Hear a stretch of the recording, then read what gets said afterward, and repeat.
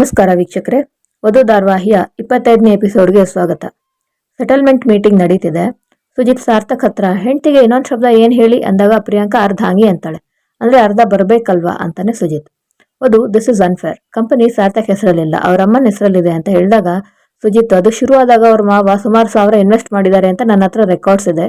So ಇದು ಪಿತ್ರಾರ್ಜಿತ ಆಸ್ತಿ, ಅದಕ್ಕೆ ಹೇಳಿದ್ದು. ಕಂಪನಿಯಲ್ಲಿ 50% ಅನ್ನೋದು ಕರೆಕ್ಟ್ ಸೆಟಲ್ಮೆಂಟ್. ಅದನ್ನ ಇಟ್ಕೊಂಡು ಪಿಟಿಷನ್ ಡ್ರಾಫ್ಟ್ ಮಾಡಿ ಕಾಲ್ ಮಾಡ್ತೀನಿ. ಸಿ ಯು ಅಂತ ಹೇಳಿ ಸುಜಿತ್ ಹೋಗ್ತಾನೆ. ಪ್ರಿಯಾಂಕಾ, ಕಂಪನಿಲೂ ಅರ್ಧ ಹೋಗುತ್ತೆ ಅನ್ನೋದು ಯಶೋಮತಿ ಅವರಿಗೆ ಯಾರು ಯಾವಾಗ ಹೇಳ್ತಾರೆ ಅಂತ ಡಿಸೈಡ್ ಮಾಡ್ಕೊಳ್ಳಿ, ಇಲ್ಲಾಂದ್ರೆ ತುಂಬಾ ಗಲೀಜಾಗುತ್ತೆ ಅಂತ ಹೇಳಿ ಹೋಗ್ತಾಳೆ. ಸಾರ್ಥಕ್ ಆಫೀಸಲ್ಲಿ ವರ್ಕ್ ಮಾಡೋ ಅವಿನಾಶ್ ಅನ್ನೋನು ಊಟ ಮಾಡುವಾಗ ಕೊಲಿ ಹುಡುಗಿ ಬಗ್ಗೆ ಕೆಟ್ಟದಾಗಿ ಕಮೆಂಟ್ ಮಾಡಿರ್ತಾನೆ.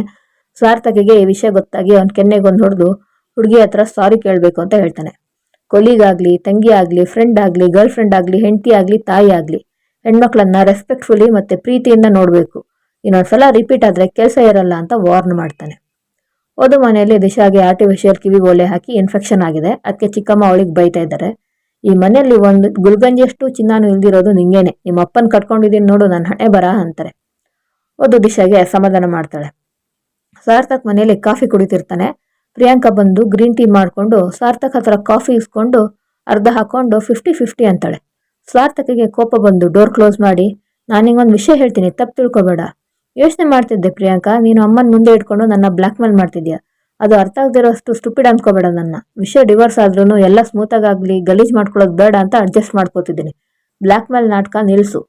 ನೀನು ಇದನ್ನ ಇನ್ನೂ ಹೇಳಿದ್ರೆ ನಾನು ಯಾವ ಲೆವೆಲ್ ಹೋಗೋಕ್ಕೂ ರೆಡಿ ಇದ್ದೀನಿ. ಎಷ್ಟು ಗಲೀಜಾಗ್ಲಿ I am okay with it. ಅರ್ಥ ಮಾಡಿಸ್ತೀನಿ ಅಮ್ಮಂಗೆ, ಜನರಿಗೆ, ಮೀಡಿಯಾಗೆ. ನನ್ನ ಆಸ್ತಿಲಿ ಅರ್ಧ ಕೊಡೋಕ್ಕೆ ಓಕೆ ಅಂತ ಆಲ್ರೆಡಿ ಹೇಳಿದ್ದೀನಿ. ಚೀಪ್ ಟ್ರಿಕ್ಸ್ ಮಾಡಿದ್ರೆ ಮುಂದೇನಾಗುತ್ತೆ ಗೊತ್ತಾ ಅಂತ ಕೇಳ್ತಾನೆ. ಪ್ರಿಯಾಂಕಾ, ಏನಾಗುತ್ತೆ ಅಂತ ಕೇಳ್ತಾಳೆ. ಸಾರ್ಥಕ್ ಹೋದ್ರೆ ಹೋಗ್ಲಿ ಅಂತ ಡಿಸೈಡ್ ಆಗ್ಬೇಕಾಗುತ್ತೆ. ಈ ವಿಷಯ ಯಾರಿಗಾದ್ರೂ ಗೊತ್ತಾಗ್ಲಿ ಓಕೆ ಅಂತ ತೀರ್ಮಾನ ಮಾಡಿದ್ರೆ ಬೇರೆ ಸಾರ್ಥಕ್ನೇ ಮೀಟ್ ಮಾಡ್ತೀಯ ನೀನು ಅಂತಾನೆ. ಅವಾಗ Priyanka, Sarthak relax, calm down. ನೀನು ಅಂದ್ಕೊಂಡ ಹಾಗೇನು ಇಲ್ಲ ಸಾರ್ಥಕ್, ಐ ಸ್ವೇರ್ ನನಗೆ ತಲೆ ನೋಯ್ತಿತ್ತು, ಅದಕ್ಕೆ ಕಾಫಿ ತಗೊಂಡೆ, ಸಿಂಪಲ್. ನಿಂಗೆ ಇಷ್ಟ ಆಗಿದ್ರೆ ಹೇಳು, ಲೋಕಿಗೆ ಇನ್ನೊಂದು ಕಾಫಿ ತರಕ್ ಹೇಳ್ತೀನಿ. ನೀನು ನಿನ್ನ ಆಸ್ತಿಲಿ ಅರ್ಧ ಕೊಡಬೇಕು ಅಂತ ರಿಮೈಂಡ್ ಮಾಡೋಕೆ ಇದನ್ನ ಮಾಡಿದೆ ಅನ್ನೋದನ್ನ ನಿನ್ನ ತಲೆಯಿಂದ ಫಸ್ಟ್ ತೆಗೆದುಹಾಕು.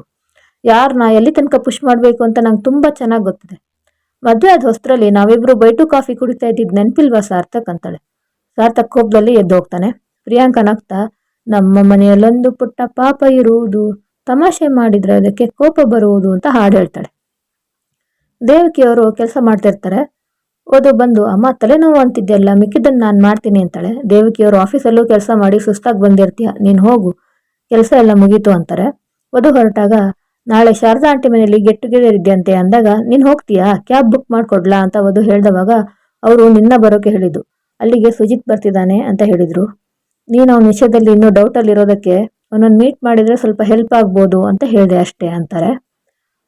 ಅವಾಗ ವಧು, ಮನೆಗೆ ಬಂದ್ರೆ ಮದುವೆ ವಿಷಯ ಬಿಟ್ರೆ ಬೇರೆ ಏನೂ ಇಲ್ಲ ಅನ್ನಿಸ್ತಿದೆ ಅಂದಾಗ ದೇವಕಿಯವರು, ಸರಿ ವಧು, ನಾನು ಹಾಗೆ ಯೋಚನೆ ಮಾಡಲಿಲ್ಲ, ಯೋಗ ಬಂದಾಗ ಮದುವೆ ಆಗುತ್ತೆ, ನಂಗೆ ಆ ನಂಬಿಕೆ ಇದೆ ಅಂತಾರೆ. ಈ ಕಡೆ ರಿಷಬ್ ಸಾರ್ಥಕ್ ಹತ್ರ ಸಚಿನ್ ಬಗ್ಗೆ ಹೇಳ್ತಾನೆ. ಕಾರ್ ತಗೊಂಡು ಹಣ ಕೊಡೋಕೆ ಒಪ್ಕೊಂಡಿರೋದೇ ಹೆಚ್ಚು, ಅದರಲ್ಲೂ ತುಂಬಾ ಅತಿಯಾಗಿ ಮಾತಾಡ್ತಾನೆ.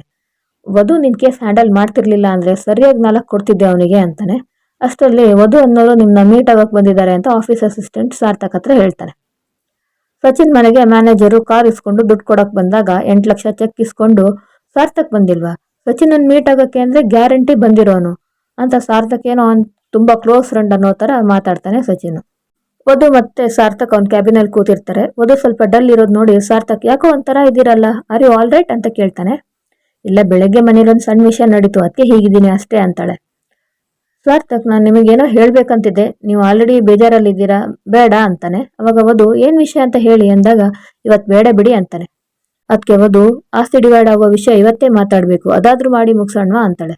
ಅವಾಗ ಸಾರ್ಥಕ್, ಈ ಪ್ರಿಯಾಂಕಾ ಏನ್ ಮಾಡೋಕ್ ಹೊರಟಿದ್ದಾಳೆ ಅಂತಾನೆ ನಂಗೆ ಅರ್ಥ ಆಗ್ತಾ ಇಲ್ಲ. ನನ್ನ ಆಸ್ತಿಲಿ 50% ಕೊಡೋಕೆ ನಾನು ರೆಡಿ, ಆದ್ರೆ ಕಂಪನಿಯಲ್ಲಿ ನೋ ವೇ ಅಂತಾನೆ.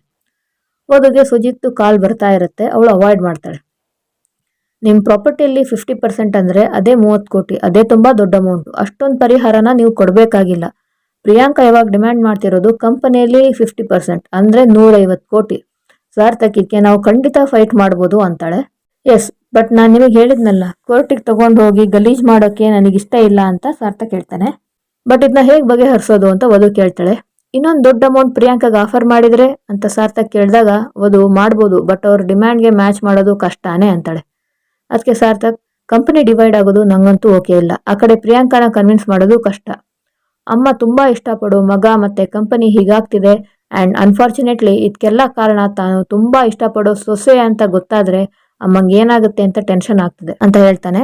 ಅವಾಗ ವಧು, ನಾನೊಂದು ವಿಷಯ ಹೇಳ, ಇವತ್ತಲ್ಲ ನಾಳೆ ಯಶೋಮತಿ ಅವರಿಗೆ ವಿಷಯ ಗೊತ್ತಾಗ್ಲೇಬೇಕು.